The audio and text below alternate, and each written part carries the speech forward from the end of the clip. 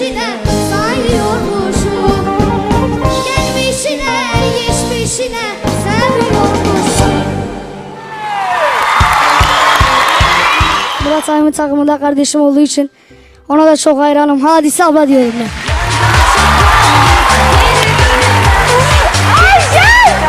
Allah'ım ya! Sen ne güzel konuşuyorsun ya. Spa'ya bak ya, bizi birbirimize düşürecek.